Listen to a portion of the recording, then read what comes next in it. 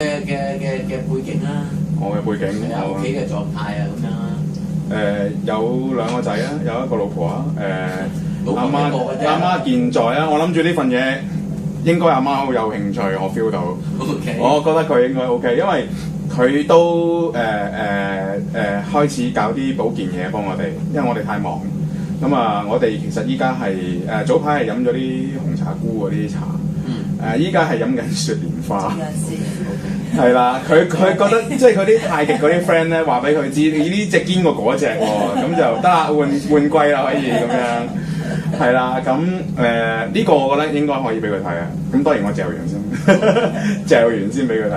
我哋應該點樣稱呼你好啊？跟揼得啦，跟揼係啊，即係高達。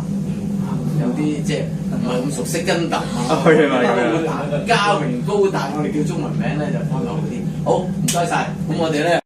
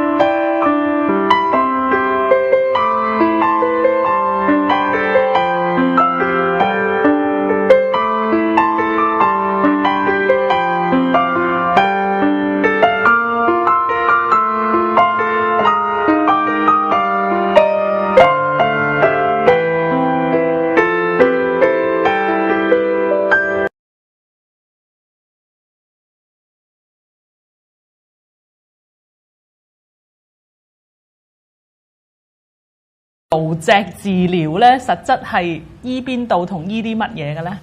我哋首先知道幾個重要嘅資訊先。第一就係顱骨，其實就係骷髏頭個顱，我哋所謂頭顱骨。脊就脊骨啦。顱脊嘅意思其實咧，我哋有樣嘢要留意咧，就係所謂呢啲腦筍。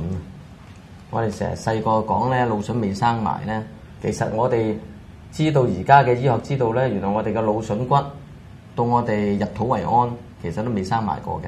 原來呢啲腦筍骨、呢啲腦縫嘅活動咧，原來可以開合咁樣活動嘅。咁我哋面頭冚住嘅咧就係一啲叫筋膜。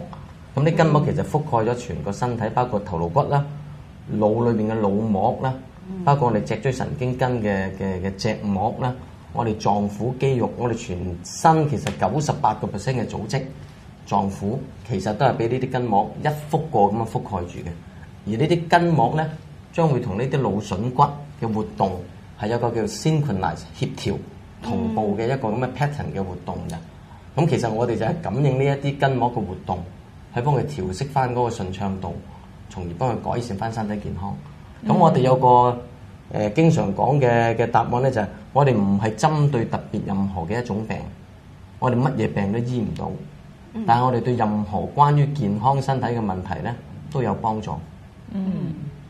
咁喺你嘅經驗當中咧，做呢類即係顱脊治療，最快見到效果會係即係佢有咩感覺咧？或者做完之後會幫到啲乜嘢咧？頭先我講，因為我哋唔係針對個別嘅身體嘅問題，咁我哋一般都係偏向講叫處理一啲叫慢性或者叫做亞健康嘅問題。咁我哋純粹睇嗰個治療嘅過程咧，就唔係睇嗰個治療嘅健康嘅目的。係睇佢治療時間嘅反應，咁因為我哋都有一啲針灸嘅理論原則咧擺咗落去。我哋做針灸其實就係透過支針喺我哋穴位上面做一啲嘅調針，產生一個叫得氣嘅反應，能夠得到氣咧，嗰個穴位嘅功能咧就可以改善㗎啦。就暢通啦。冇錯啦。咁我哋其實做緊個治療過程，頭先我哋講啦，都係感應緊個筋膜嘅活動。我哋集中睇住嘅咧，就係睇佢嗰個叫做一個叫釋放嘅反應。咁我哋有個學術嘅名稱咧，叫做excuse me 治癒本能嘅一個釋放反應。咁有兩種釋放反應比較臨床上面比較特別見效嘅咧，第一個叫脈浪圖，即係話我哋掂住佢嘅一啲身體嘅部分，佢慢慢產生一個脈搏跳動嘅反應。咁呢個係一個良性，我哋講即係血液循環嘅反應。第二個咧，我哋叫做一個叫做醉夢嘅反應，英文我哋叫做 holistic 嘅 relaxation。咁佢呢個人嘅狀態咧，就好似係半夢半醒，咁我哋叫做醉夢。咁有啲少似呢個催眠嘅狀態嘅。咁喺個過程咧，佢自己就會有個醒悟，有個得着，關於佢身體健康嘅問題。咁呢個我諗我用另一個例子去少少介紹下，即係嗰個作用嘅。如果我哋咁樣順暢嘅開合，但係因為我哋講，譬如細個冚親個頭，如果有一粒芝麻咁大嘅淤血棘住咗一個咁樣嘅腦筍嘅位置，其實嗰個開合咧就咁樣棘住咗。咁兩塊其中嘅板塊棘住，其實成個頭顱骨就22嚿骨頭，就好似扭計式咁咧，就會歪晒㗎。咁但係我哋如果透過咁樣嘅處理，我用頭先個例子啦，透過將嗰粒芝麻能夠釋放佢，咁嗰粒芝麻溶咗，我哋好似啲黑頭話溶，而家溶黑頭咁樣啦，溶咗粒芝麻嘅一個淤血嘅阻塞，佢個腦筍呢個活動嘅位就可以正常個開合就能夠做得翻。咁佢呢個叫做重整啦。咁呢個重整就令到佢嗰個健康嗰個成個 facilitation 咧去改善。咁就係一個自己嘅免疫系統嘅改善，自己嘅一個健康嘅機制，就唔係我哋去用我哋嘅主導去幫佢去處理佢嘅問題。就係釋放佢裡面嗰粒芝麻。Exactly 啦，我哋要釋放佢嗰個能量，我哋話即係 energy 嘅一個 release 咁樣，係啦。係，咁係咩年紀嘅人適合做顱脊治療咧？係咪咩歲數都得嘅咧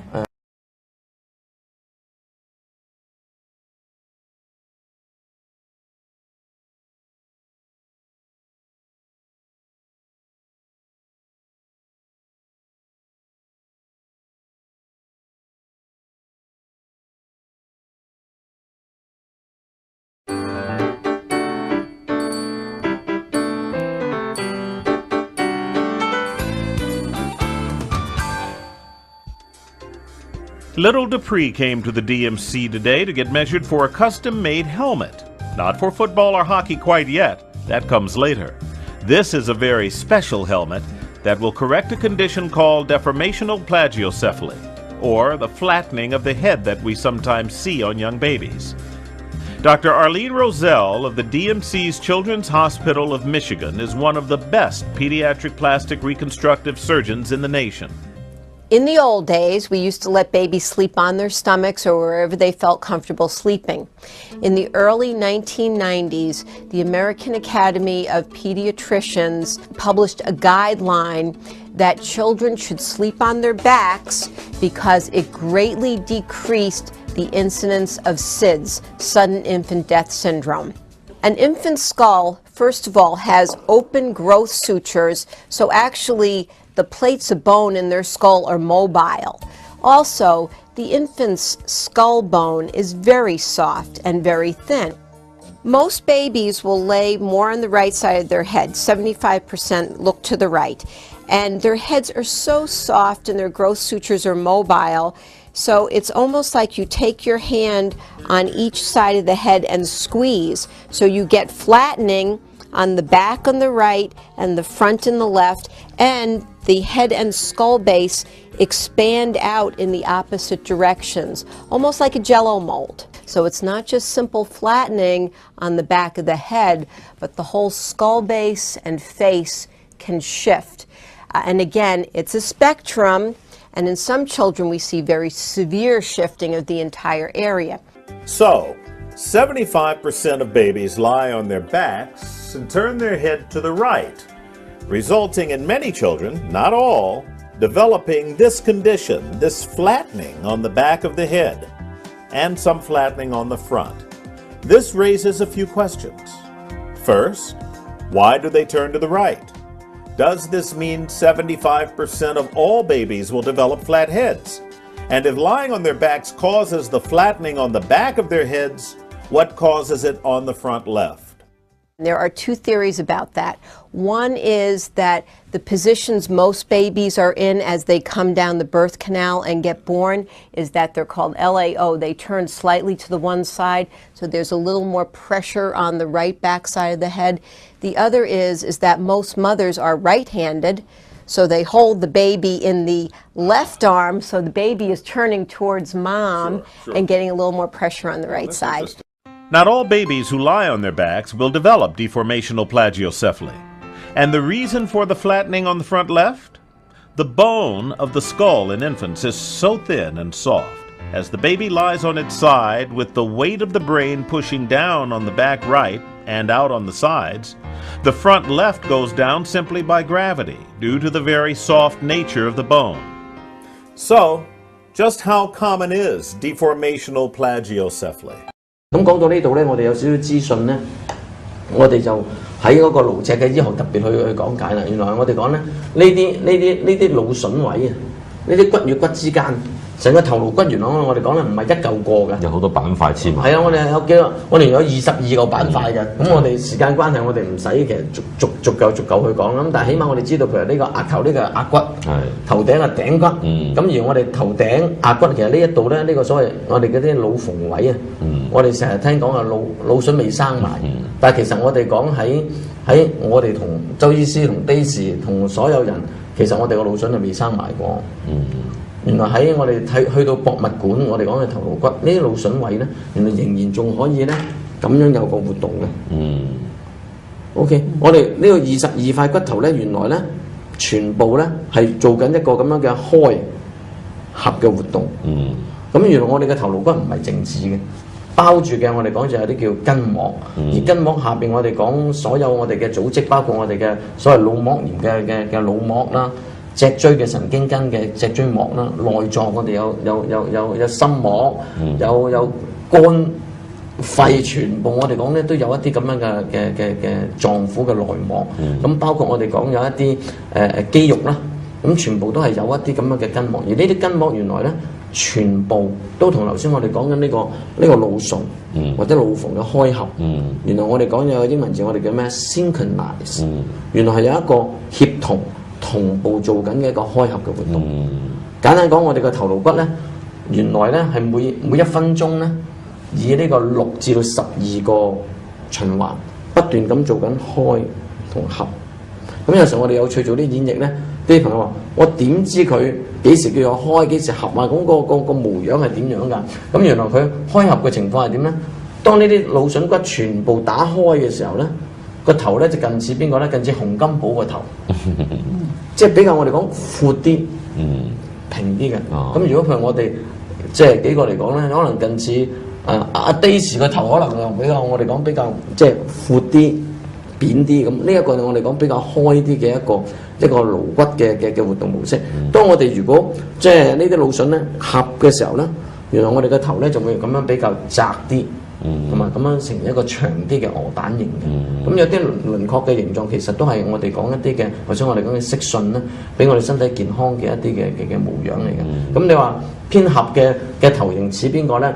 就似阿吳耀漢先生。咁原來我哋嘅頭咧，呢啲筋膜嘅開合咧，原來我哋每1分鐘咧不斷都係咁樣，吳耀漢、洪金寶、吳耀漢、洪金寶。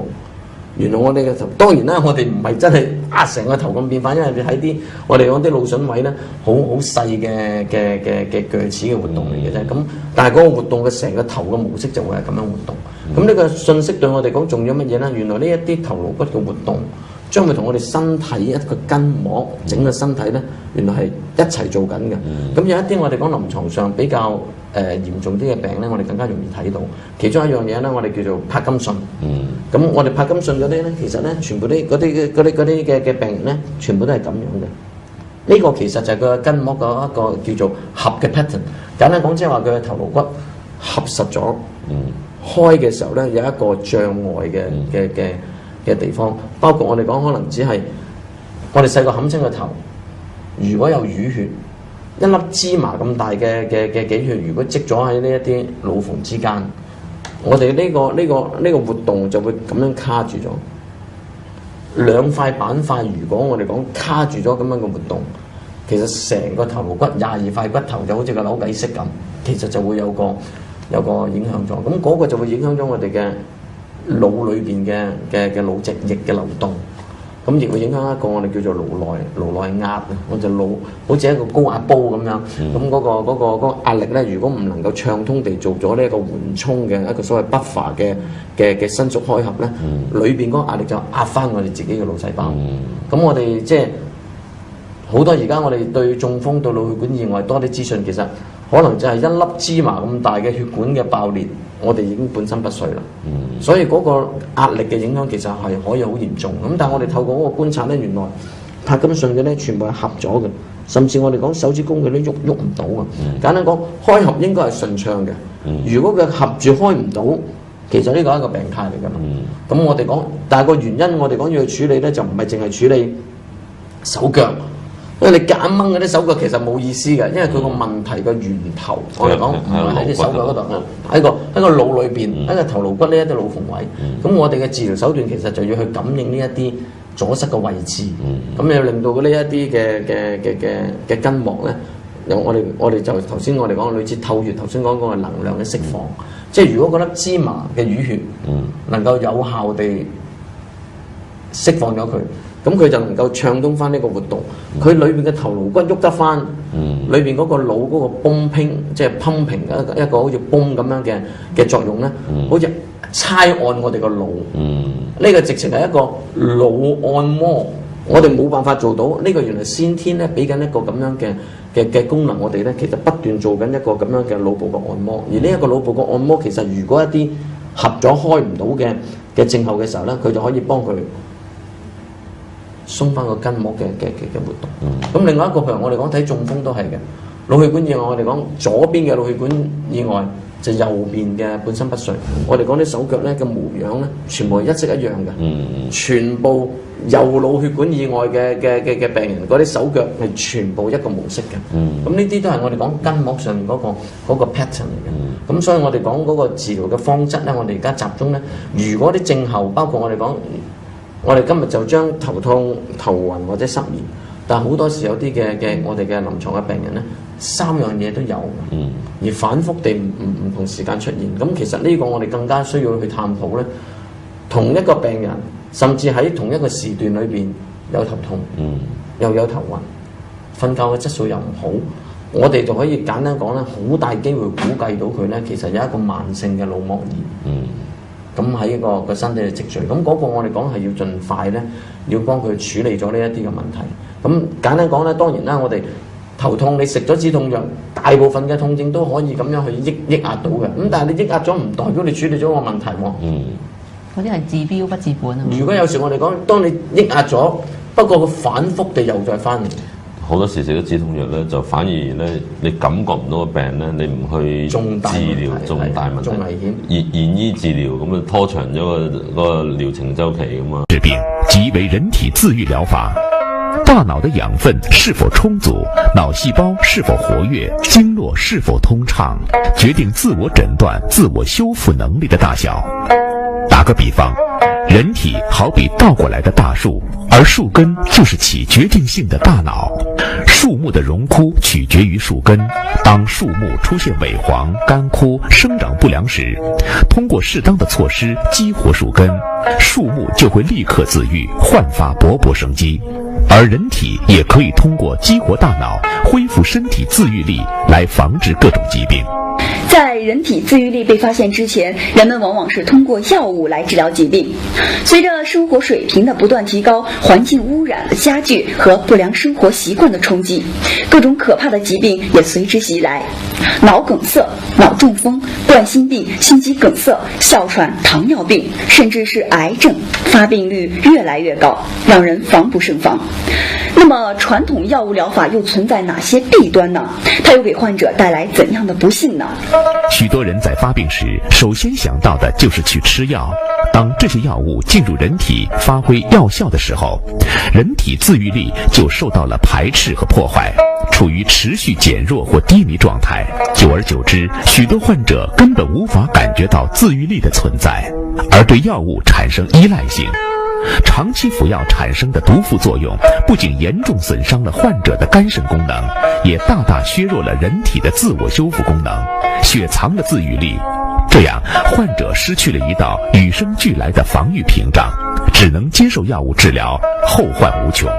据不完全统计，仅我国每年因为药毒致死、致残的人数超过30万，每年因购药使家庭陷入贫困的患者人数高达90万。一双双绝望的眼神，一张张痛苦而扭曲的脸，向我们诉说着病魔带来的悲苦与痛楚。少吃药、不吃药，依赖人体自愈力来治愈各种疾病，成为当今世界医学最炙手可热的研究方向。Getting a lot of sleep at all.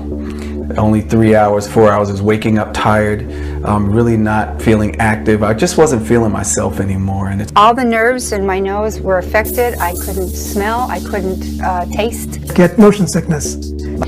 I had this embarrassing drip from my nose. And I was having problems with my friends, and I was recommended for therapy. I was just trying to be healthier and not have so many sinus infections. I suffered from migraines about, 10 years. I was getting colds a lot. My nose would run often. They said he had asthma. He was allergic to everything under the sun. Grass, cats, dogs. My nose had always been clogged up, unable to breathe through my nose. I became a mouth breather, basically, a mouth breather.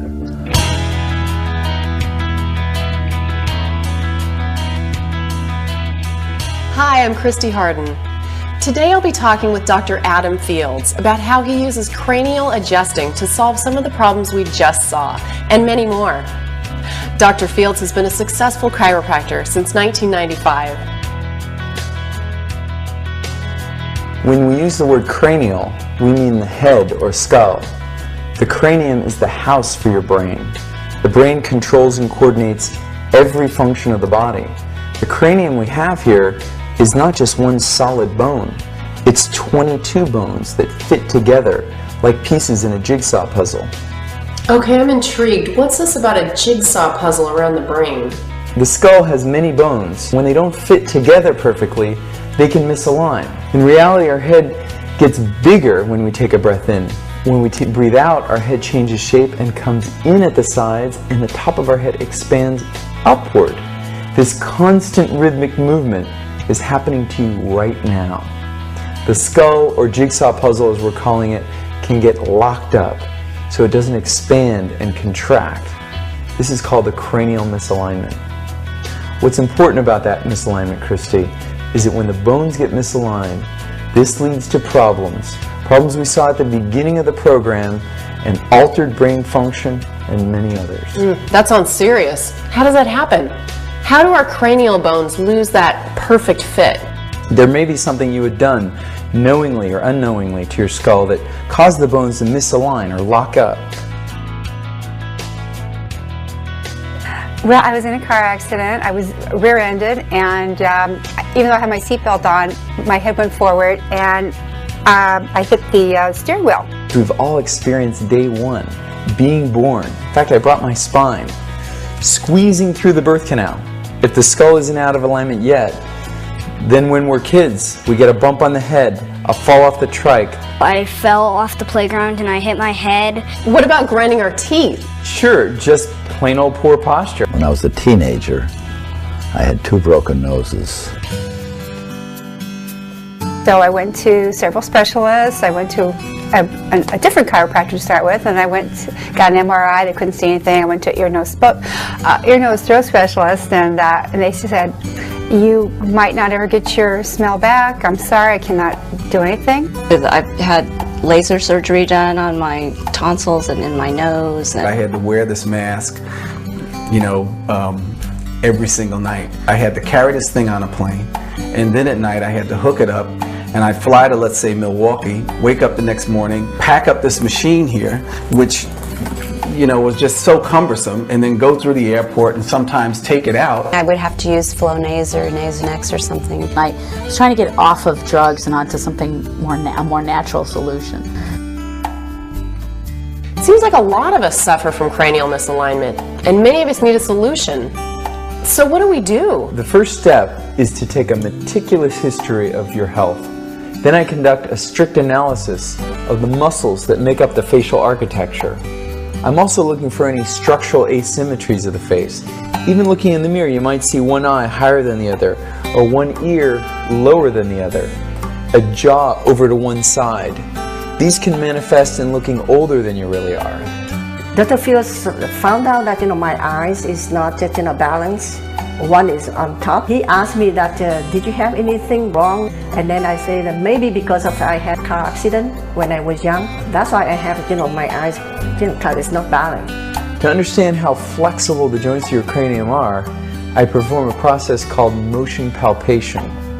Often there is tenderness at the skull joints. Balance is also assessed. Then I have a clear assessment of your misalignment pattern. The pattern is different actually for each person. Now we go to the treatment. First I perform soft tissue techniques to prepare the skull for the movement and for the rest of the body for the changes it will undergo. This process really works. Unlocking problems in the skull does more than just treat sinus problems or headaches. It changes lives. I no longer am a mouth breather. I've had to really relearn how to breathe with my nose because my nose is clean and pure now. I can breathe absolutely beautifully. Thank God every day that I could smell again and taste my food. Playing with my kids, I was able to pick them up and spin them without getting any dizziness. I used to live on Excedrin migraine, and I had just recently purchased, there was on sale at Walgreens, 2 bottles for the price of 1, so I bought like 4 bottles, and I haven't used any of them because I don't need them anymore. There was no fights, there was no nothing. Just playing and having fun. Now I can breathe again. Haven't had a sinus infection for quite a while. My whole family said, wow, your eyes is now not crooked. Where you don't think you can be cured or whatever, can't ever get something back, it's possible. Thank you so much for watching. I've performed over 1,000 cranial adjustments, and I can assure you that many more people have had their lives significantly improved with cranial adjusting. Let's make sure you're next.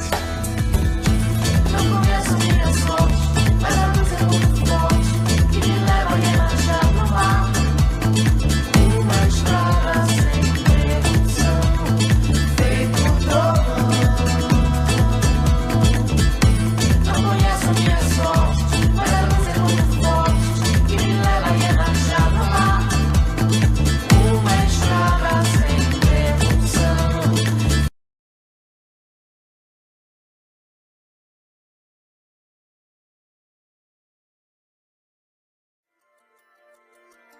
In this short film, you will learn how craniosacral therapists can help calm an agitated nervous system and promote healing energies and total well-being at a fundamental level.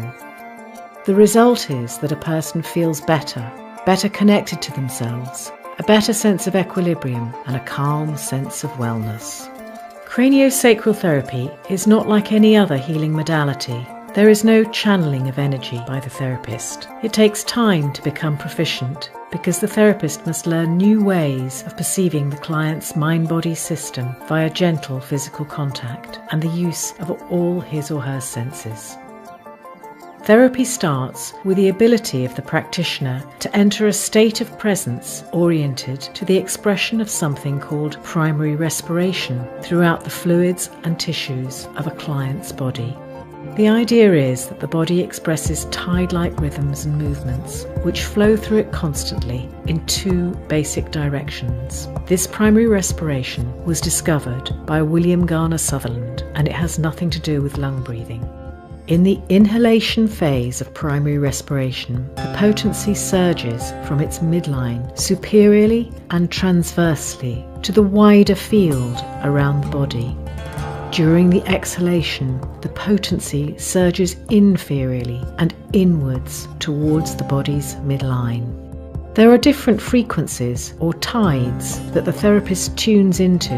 The mid-tide and its fluid tide has a frequency of about 2 to 3 times a minute, while the long tide is the most formative level of primary respiration and is a deeper, slower rhythm of about 50 seconds for inhalation and 50 seconds for exhalation. The long tide is totally stable and is a basic resource for the person, even in the most traumatized situations. Craniosacral therapists tune into the movements of these primary rhythms by directly contacting the body with various holds and clinical intentions. This is all based upon gentle physical contact and negotiated relationship. This has many advantages. Sometimes talking about a trauma can be very difficult for a person, and doing so may overwhelm and re-traumatize them. It is also possible that damage was done a long time ago and the patient can't remember or articulate it, as with a baby. Within the context of craniosacral therapy, the practitioner holds a relational field oriented to primary respiration to allow traumatic process to express in resourced ways for true resolution. The pre-birth environment, the tremendous forces on a baby's head during birth, or shock of a cesarean, may have a huge impact.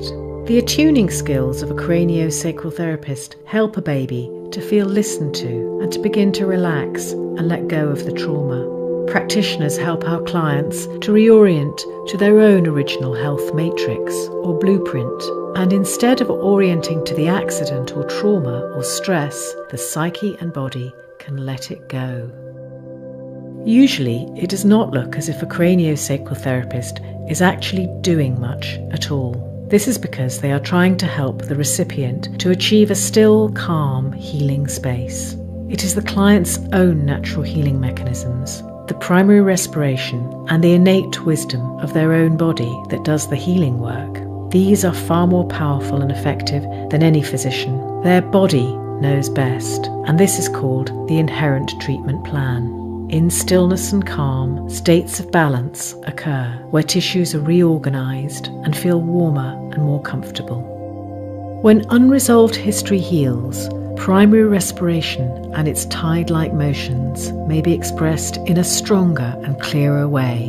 The nervous system may resolve its activation, and the person's body may function with greater ease. Tensions are let go of, blockages are resolved, and energy returns to places that felt cold and numb. At the close of the therapy, the body's life forces or potency, which has organizational, protective, and healing functions, may become more available so a person can resolve health problems more naturally.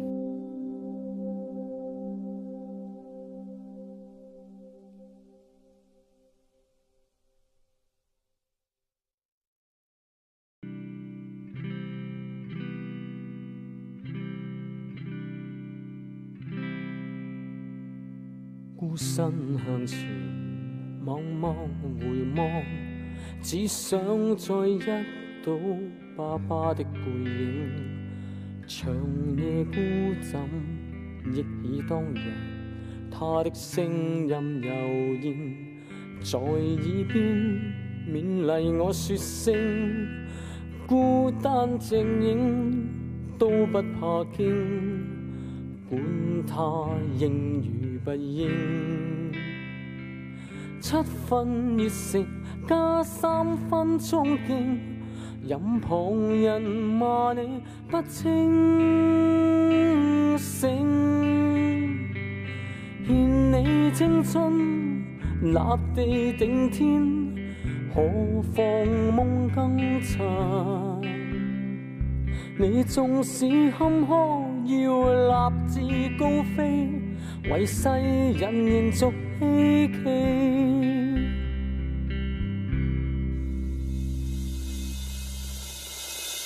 一個人在路途上，一生多少悲與傷，成敗得失不必多問，只管望着前路覓理想。我要摘那星，孤單靜影都不怕驚，管他應與不應。7分熱誠加3分衝勁，任旁人罵我不清醒，獻我青春立地頂天，何妨夢更長。我縱使坎坷，要立志高飛，為世人延續希冀。獻我青春立地頂天，何妨夢更長。我縱使坎坷，也要立志高飛，為世人延續希冀。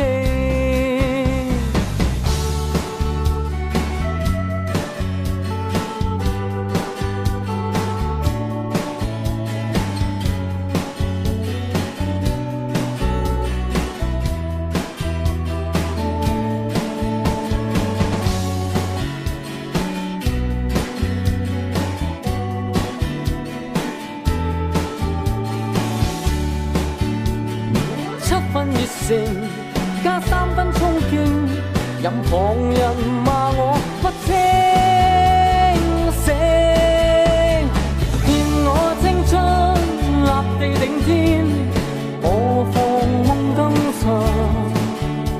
我縱使坎坷，要立志高飛，為世人延續希冀。獻我青春立地頂天，何妨夢更長。